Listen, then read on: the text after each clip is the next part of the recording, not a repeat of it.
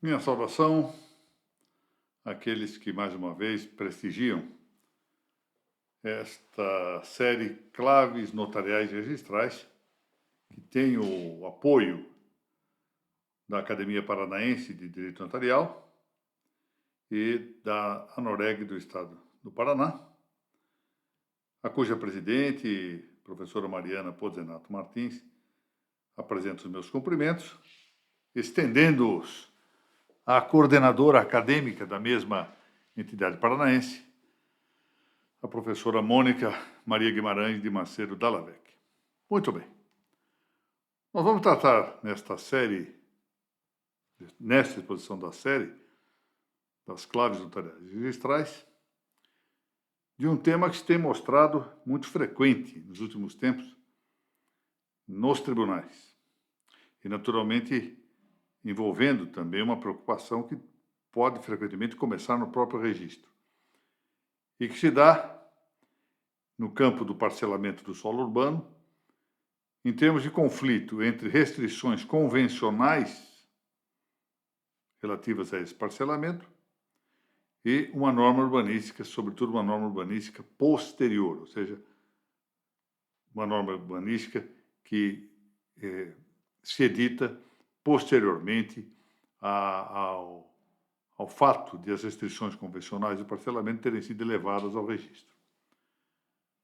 Na exposição de hoje, nós vamos fazer um diagnóstico de hipótese, vamos de uma conjectura, e um diagnóstico também do status questionis. A ideia é indicar aqui o problema e as soluções possíveis que há e que têm sido adotadas, ora num sentido, ora no outro, nos julgamentos pelos tribunais. E na semana que vem a ideia é darmos aqui uma opinião a respeito dessas várias soluções e, naturalmente, caberá aos senhores, especialmente aqueles que estão na área do registro e das notas, que atuam nessa área, a adoção de uma ou outra das correntes.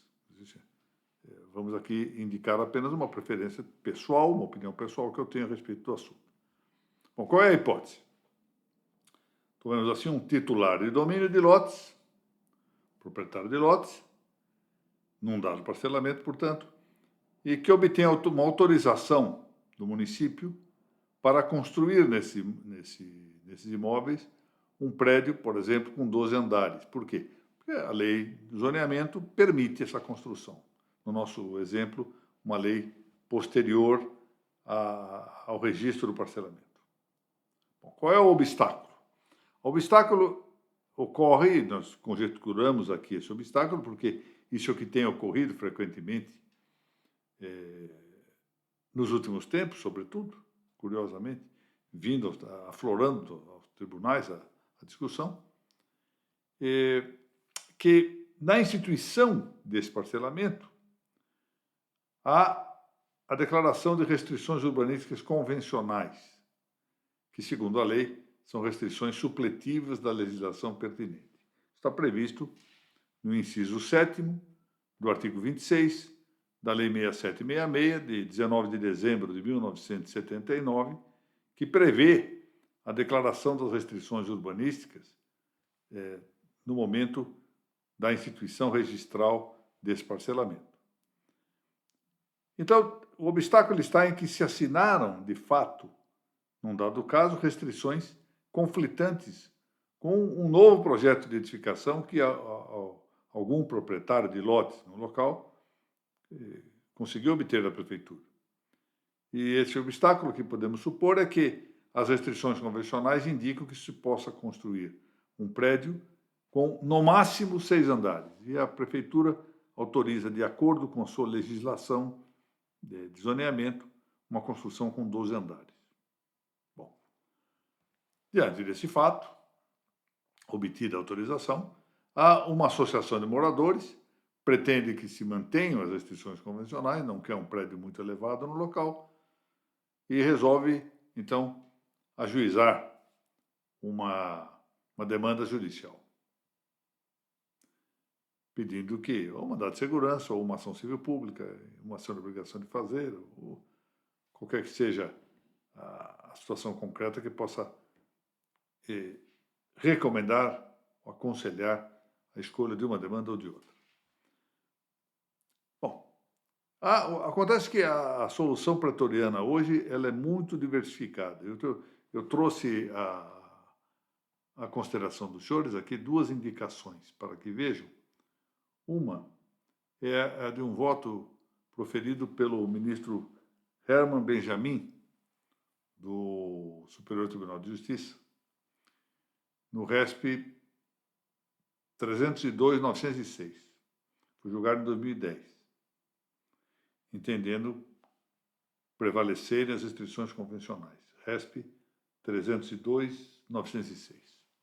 Um outro caso, em sentido oposto, julgado pelo mesmo Superior Tribunal de Justiça, teve como relatora a ministra Nancy Andrighi, ministra com que eu tive a muito honrosa oportunidade de trabalhar auxiliando-a na Corregedoria Nacional de Justiça. E a ministra Nancy, no RESP 1.774.818, 1.774.818, decidiu em sentido contrário que prevalecesse a lei superveniente municipal. Bom, então nós temos aí as duas soluções são do Superior Tribunal de Justiça. E se nós vamos apanhar as decisões nos tribunais dos estados, vamos encontrar conflitos. Por exemplo, eu tomei aqui o cuidado de verificar o que se passa no Tribunal de Justiça de São Paulo e a situação aqui é conflitante. Prevalecente a orientação de que a lei deva predominar sobre as restrições convencionais. Bom, mas vamos ver quais são as soluções possíveis. Ou seja, o nosso caso aqui não é ainda, nesse momento, de examinar qual a melhor solução, opinar no sentido de encontrar a melhor solução. Nós estamos aqui no plano da mera diagnose das soluções teoricamente possíveis. Depois vamos tentar encontrar qual é a melhor delas. Isso ficará para a próxima semana. Bom, a chave para solver esse conflito entre, de um lado, as restrições convencionais e, de outro, a norma urbanística que nós estamos supondo aqui posterior, ou seja, superveniente ao registro do parcelamento. A clave para achar-se uma solução pode estar, em primeiro lugar, uma hipótese, na prevalência sempre das restrições convencionais a despeito de uma lei posterior. Em todo caso, em toda situação, qualquer que sejam as circunstâncias, essa primeira hipótese, prevaleceriam as restrições convencionais. Segunda hipótese, exatamente contrária a esta, está em que se apliquem sempre, ou seja, em qualquer circunstância, as normas pósteras, a despeito das restrições convencionais. Então, primeira hipótese, aplica-se sempre as restrições convencionais, nada importando a lei posterior. A hipótese contrária, se aplicam sempre as normas da lei posterior, nada obstante as restrições convencionais. Uma terceira hipótese de solução está em que se decide de maneira casuística, apreciando-se a maior ou a menor relativa gradação de atendimento ao bem comum. Ou seja, examinamos e fazemos o julgamento. Bom, aqui é melhor deixar construir porque atende mais ao bem comum. Aqui é melhor não deixar construir porque não atende melhor ao bem comum. Atende melhor ao bem comum a possibilidade de restringir a construção acima de 6 andares. Julgamento que dependerá do caso, portanto, é uma decisão casuística, e que põe aqui em situação de protagonismo o agente decisor, ou seja, aquele que vai decidir. Ou seja, quem vai decidir é o município ou é o juiz, isso terá de ser visto. A outra hipótese diz respeito a que se conciliem, segundo a própria normativa, que se conciliem os interesses convencionais e públicos. Ou seja, haveria alguma hipótese, essa é a discussão, em que nós trataríamos de conciliar, observando a própria normativa, os interesses convencionais e públicos? Essa é a discussão. Lembremos-nos, então, para fazer aqui um resumo do que tratamos. A situação é um imóvel em um loteamento. Esse loteamento apresenta restrições convencionais levadas a registro, dizendo, por exemplo, que não podem erguer-se ali prédios com altura superior a 6 andares. Acontece que uma lei posterior, lei de zoneamento, vem e diz, não, nesta zona urbana é possível construção de prédios de até 12 andares, por exemplo. Então já temos, de um lado, a restrição convencional, limitando a 6, a lei nova, dizendo que podem ser construídos, edificados, prédios com até 12 andares. Muito bem. Manifesta o conflito. Ou seja, o proprietário de um lote quer construir um prédio com 12 andares, consegue autorização municipal. Por que ele consegue autorização municipal? Porque ele se dá conta de que é possível pedir à municipalidade que se emita um alvará de conformidade com a lei. E a lei, na nossa hipótese, está prevendo essa possibilidade, 12 andares. Os moradores do loteamento não querem essa construção de um prédio de 12 andares e pretendem que se considere prevalecente a restrição urbanística convencional que fala em que a construção no máximo pode atingir 6 andares. Busca-se uma decisão judicial. Isso, frequentemente é por meio de mandado de segurança, por uma ação civil pública, mas poderia pensar algum outro tipo de ação. Muito bem.